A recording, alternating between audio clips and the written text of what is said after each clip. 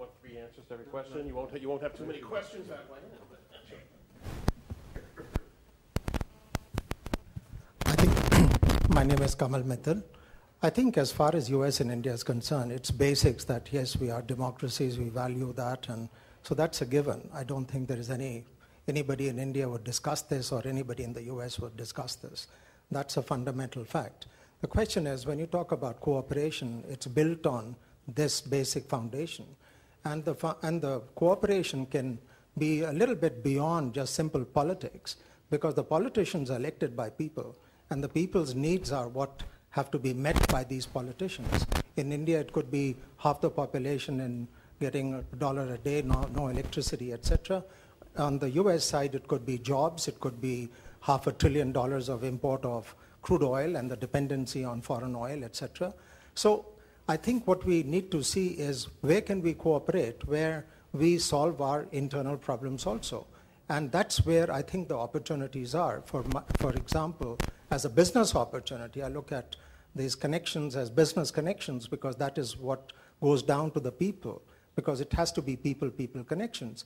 And I find myself in a situation where I wanted to build what would be the world's most energy efficient building. And what happens? We have most of the partners as American partners. Now, I didn't go out and seek Americans only, but it just so happens because finally it turned out that there was this commonality of threat that yes, we have a global warming and we are talking about it while COP16 is going on. So we have a problem, the oil problem and the jobs problem, and here a situation where we don't have enough energy and we're going to have problems in terms of CO2 emissions in the years to come, and the Ganga River was supposed to dry up by 2035. So the question is, when you find that there is a commonality of a problem, then you get together and find solutions. And here you come together to find a solution and work together. So that's the incentive, that it helps me, it helps you, and it helps both the parties. So the question is, why can't we then find, we know that the basics are right, then why can't we find common situations like terrorism, like climate change, etc., to jointly work and actually have programs which affect people to people and jobs to jobs and progress in both countries? That's my question.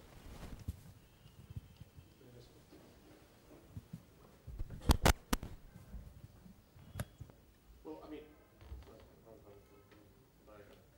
obviously that's going to be true, but I would try to make the case for something more than that. I mean, I'm sure you could find some commonality with North Korea on certain issues if you wanted to. I mean, there's always going to be areas of overlapping interest, but I'm making a plea for something more than that. It's interesting because, you know, the American people have been hypocritical, and we've supported dictatorships and we've looked out for our interests. But there also has been a very strong common theme in American foreign policy, which has had this ideological component. And in our choice of allies and partners throughout history, there has been a very strong prejudice in favor of making alliances with, if in World War I it wasn't an accident really. We wound up on the side that we wound up on. Didn't have to wind up on that side, actually. I'm not sure it mattered in a narrow interest sense. In fact, many people would argue from a realist perspective it didn't matter to us who won on the continent of Europe that war, but we did wind up choosing democracies, and so that is deeply ingrained in the American soul. Now, I'm not at all persuaded that from what I hear from you and from the first question and from what I've heard in general, this is the Indian perspective. That I do get a sense from an Indian perspective, there's a kind of proud, I'll say, sorry to use the word value, but a kind of value-neutral approach to foreign policy that's just about, we'll take care of what we need to take care of. And I understand that. But I don't think that's the right approach for the future. I think, personally, I'll say, at the risk of insulting people, that is an immature approach. That's just about, looking out for your own is not a sophisticated foreign policy.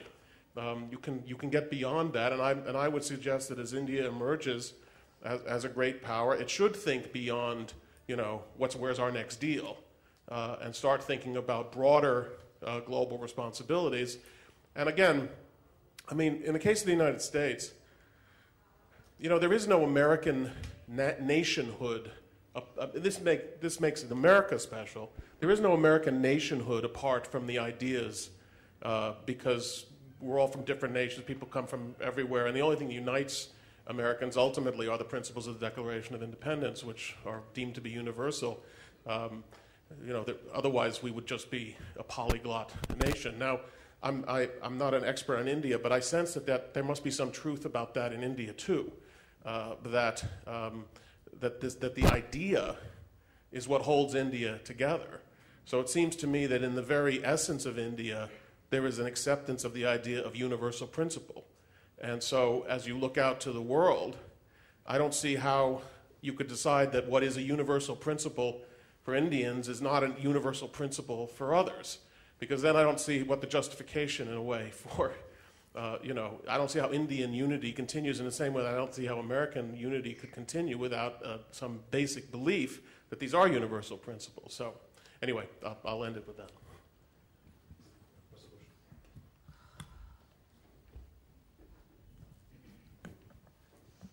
I'm Baladas Ghoshal I was teaching at Jawaharlal Nehru University. I'm at the Center for Policy Research now. Now, you have spoken about, Dr. Kagan has spoken about global responsibilities. You have spoken about common values, about maintaining an international order. What is the objective? What kind of an international order that you're talking about? Global commons. I mean, a lot of these languages have now got into the vocabulary of, now what is the ultimate objective? What kind of an order that we are really looking for? Is it the existing status quo? Or is it a reformist international order? I mean, what kind of things that you are really talking about? Because values obviously lead to something. I mean, values are the basic things. And then the values are the means. The end should be the objective. Now, what is it that we are really trying to look for? I mean, that's my question. If you could just reflect on that, all three of you. I don't know that it matters much what I'm looking for or Ashley or Bob are looking for, but I can say the traditional answer of Americans for over 200 years, and this is embodied in many founding documents and speeches and writings by American statesmen and political leaders, is that we would like a world in which, as much as possible, obviously we would like a world that's peaceful and prosperous. We would like a world in which, as much as possible, the nation states are governed by governments, by regimes that respect the liberties, the rights of their citizens. We don't expect everyone to become a liberal democracy overnight, and we may never have a world. We probably never will have a world without dictatorship, even though President Bush eloquently expressed that hope in his second inaugural speech in 2005. But one certainly can imagine a world that's more peaceful or a world that's much less peaceful. One can imagine a world in which there's a presumption in favor of respecting human rights and dictatorships, whether there are many different kinds of dictatorships, postmodern and modern and pre-modern, dictatorships that oppress certain genders and dictatorships that oppress certain religious minorities and dictatorships that oppress everyone, it seems, except for the tiny ruling elite, where those dictatorships are on the defensive and on the retreat. Or one can imagine a world, and we've seen this many times, of course, in human history and even in recent centuries, where dictatorships and fanatical ideologies that excuse and justify the killing or the enslavement or the discrimination against various groups. One can imagine a world in which those ideologies are on the offensive and the nations that unfortunately are governed by regimes that embrace those ideologies are on the offensive. So I don't mean to be too simple-minded in giving an answer, but I don't think it's really that hard, to imagine a much more peaceful and prosperous and free world in, let's say, 2030 or 2050, or the opposite. Now, where it gets very complicated, as Ashley said, is there are trade-offs sometimes between a more prosperous world and perhaps in a more free world. There are trade-offs between short-term security issues and longer-term prospects for freedom. And reasonable people can differ on that. I have no doubts about that. And I have personal uncertainties about some policy areas about what kinds of trade-offs should be made and how many risks should be taken for the sake of freedom in the short term. Perhaps stability has to be accepted, even at the cost of a terrible regime in Burma or Myanmar or elsewhere. We've made our deals with the devil. You've made your deals with the devils. We each criticize each other for making different deals with different devils. Some of them are up in Pakistan, some of them are in Myanmar, and I think on the whole, I would say, and look, that's all. But let's keep in mind where we want to go, and let's keep in mind how bad a world we could have if we don't even try to go there. You know, a world in which, if I can be honest, Pakistan and Myanmar and China and Iran, that's the future. That's not impossible, and Russia, for that matter. That's not impossible. That's the way lots of the world has looked for much of human history. And our countries are not immune from that, incidentally. The notion that, you know, the United States had slaves as late as 1861 and had discrimination against a huge number of our fellow citizens as recently as 50 years ago. India has, of course, has memories of a much less free and equal society. So let's not assume that we're all beyond that and we're safe, and now we can just sort of be very narrow-minded about what our interests are and not worry about trying to have a freer and more prosperous and peaceful world. And yes, there are sometimes trade-offs among those things, but as I say, I think the degree to which keeping that goal in mind, even as we make the necessary difficult decisions and trade-offs, is crucial to the future. And I do think I don't think the goal really is that complicated. It's getting there that's, of course, very complicated. But I do believe that the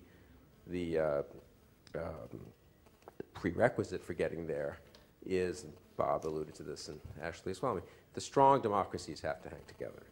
You know, we may hang together and fail.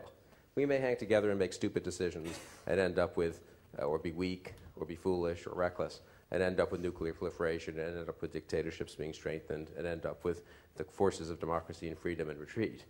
That might happen if we stay together, if we stick together. But if we don't stick together, I think it's almost inconceivable that the forces of democracy and freedom will prevail. So let's at least do our best. And I think there's some evidence that when we do our best, we, the forces, people who believe in democracy and freedom, we do have a pretty good chance of succeeding. There's an awful lot of other people around the world turn out to wish also to live lives of freedom and dignity.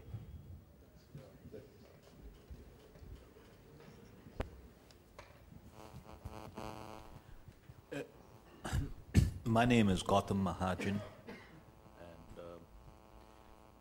I come I'm a management consultant, and I'm president of the Indo-American Chamber of Commerce. So I obviously come from a different point of view. You know, while I understand what you've just said, value-based ideologies, at the end of the day, we all seem to duck the issue that a lot of our ideologies, or not ideology, a lot of our actions are governed by economics. And in point of fact, 10 years ago, you gentlemen wouldn't be sitting here discussing this if India wasn't becoming stronger economically. 10 years ago, we wouldn't be talking about this kind of stuff. And in point of fact, a country like China can get away with a lot of things because it's economically strong. So the question then becomes, how do you really make your value-based ideologies work given the economic imperatives? I mean, in point of fact, though, Americans sacrificed a lot for what they thought was freedom. Maybe they were wrong in some cases, where there were very few economic incentives at stake. I mean, I don't believe anyone thought Korea in 1950 was a great economic prospect, or Vietnam in the late 1960s, or Central America in the 1980s, or Afghanistan today. We have no economic interest, needless to say, in Afghanistan.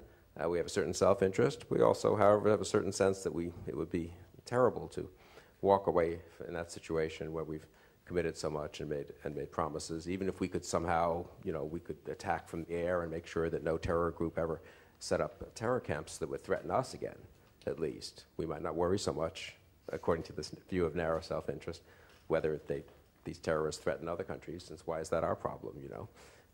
So I really don't agree that we wouldn't be sitting here if India had not had a very good 10 years economically. I think an awful lot of Americans have spent an awful lot of time helping, and an awful lot of Indians, incidentally, have spent an awful lot of time helping people around the world who weren't economically rising terribly well or didn't have such bright prospects. It is very good that you've had this economic rise. And I think, but the lesson we've been given is not trying to say, not lesson, but the message I suppose we've been trying to transmit is that that gives you a responsibility and an opportunity simply because you have more power. I mean, power matters. I very much agree with that.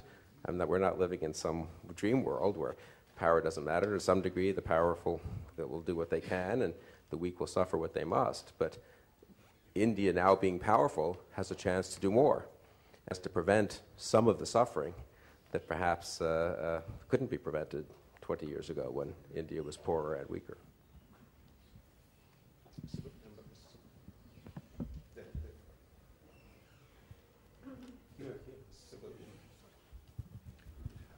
Well, my name is Sibyl. I'm a retired diplomat also.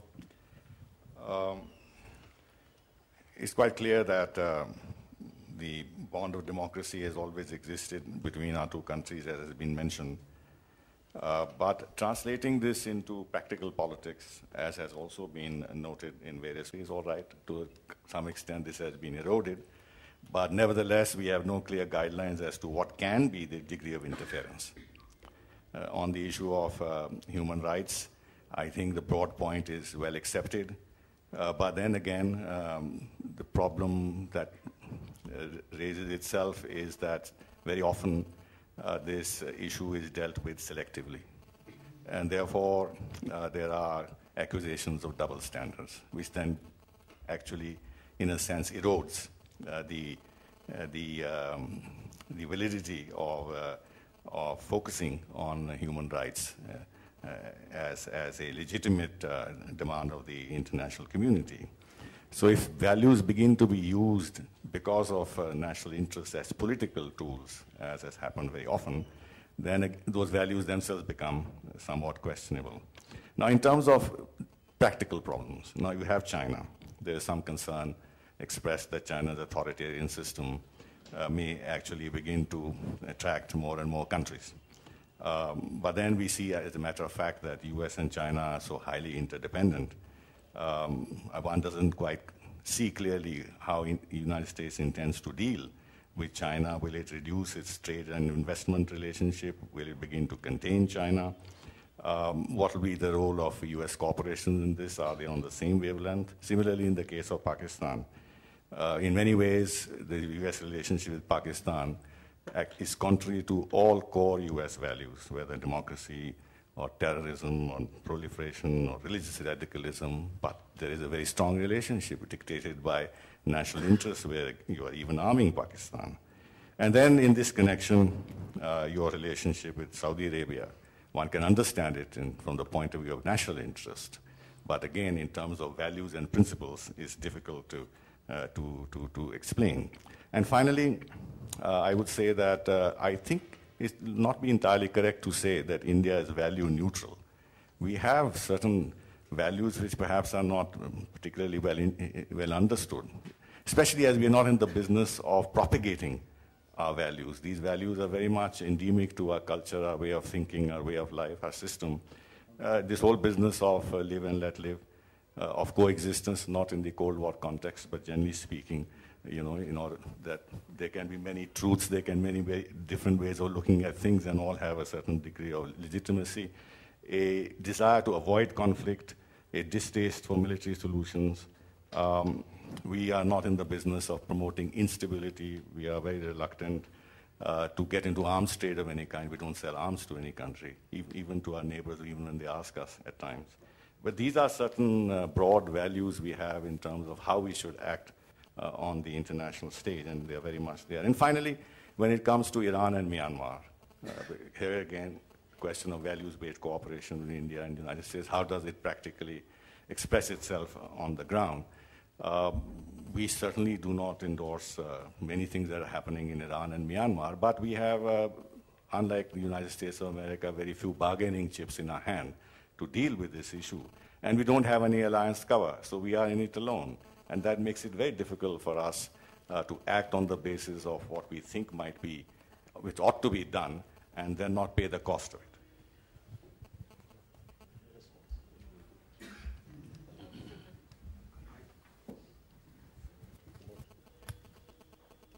I take what you've said, Kanwal, completely.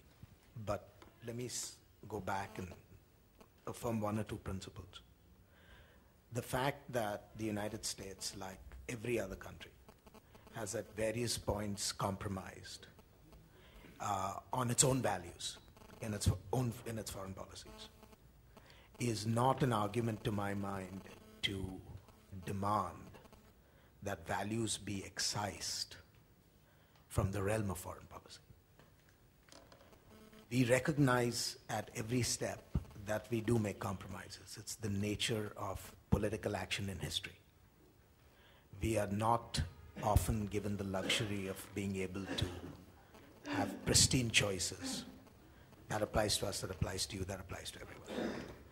But what I fear is that the fact that we compromise as a matter of practical politics often ends up in a cynicism that demands that we eject all consideration of values from the realm of political action.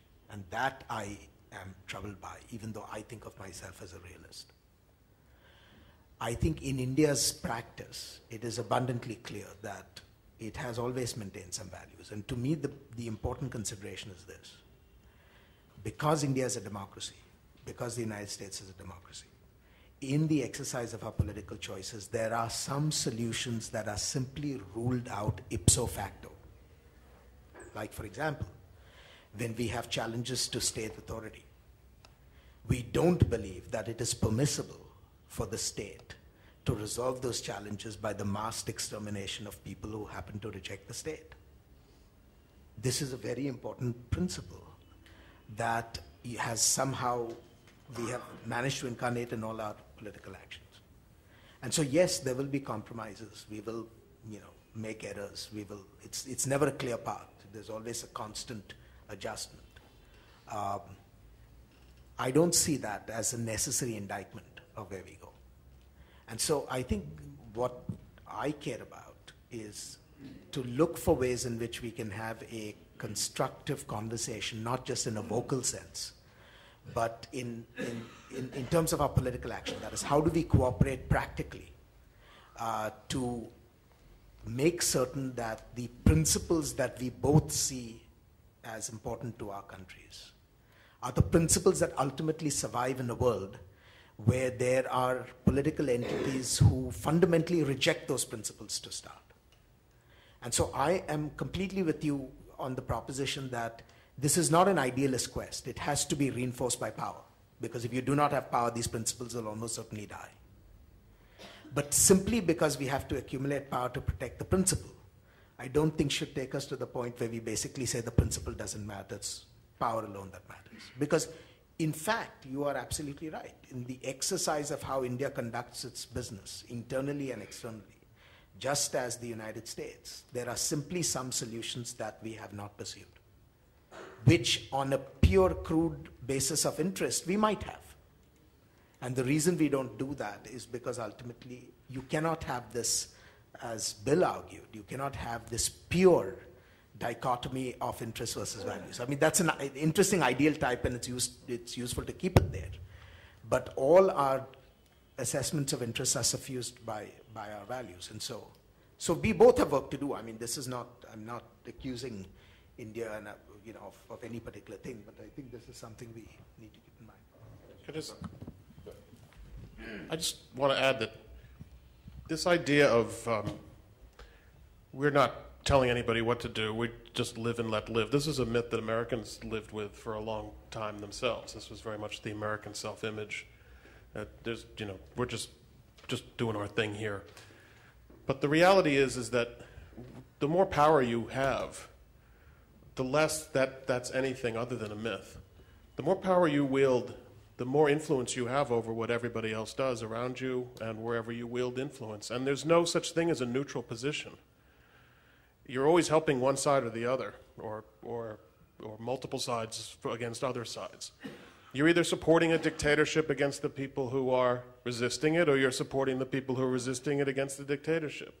In a global competition among nations, you're either siding with one set of nations or you're siding with the other set of nations. And it's a real attractive myth and dream, which, as I say, Americans at times have wanted to share as well, that you can avoid making all these moral choices by saying, you know, our policy is live and let live.